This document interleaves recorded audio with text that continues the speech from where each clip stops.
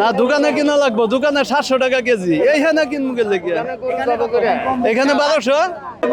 কুরবানির মাংস চাইতেছে 1200 টাকা কেজি। হ্যাঁ হ্যাঁ,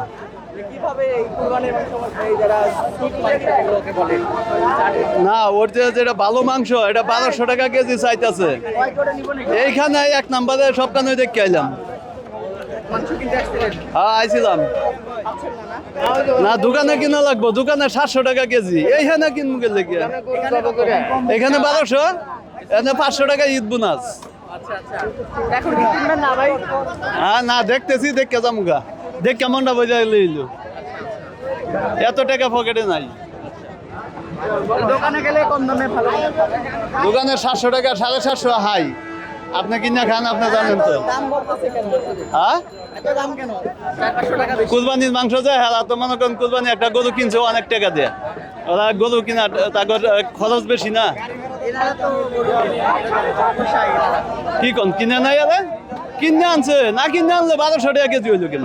কি কোন ভাই? মাংসের দাম কেমন? 700 চা, 600, 650 চা, 550 টাকা চা। মানে মাংস পেলে হ্যাঁ হ্যাঁ, 800 তো ভালো গোস্ত। ভালো কত 750 চা, 700, 650। কেমন এই মাংসগুলো কেমন? এখন আমি তো আইছিলাম অনেক আগে, এখন এই বছর আবার নতুন আইছি। মাংসের দাম এখানে অনেক অনেক বেশি, 1000 টাকা কেজি। কুরবানির মাংস হ্যাঁ কোরবানির মাংস। কোন জায়গা থেকে নিয়ে এটা ধানমন্ডি থেকে নিয়ে এসছে এরা।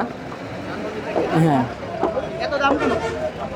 এরা সারাদিন খাটাখাটনি করছে, যে পরিশ্রমের দাম তুলবে, টাকা বেশি আর কি, এই জন্য এত দাম। দোকানে তো ভালো মাংস 800 টাকা পাওয়া যায়।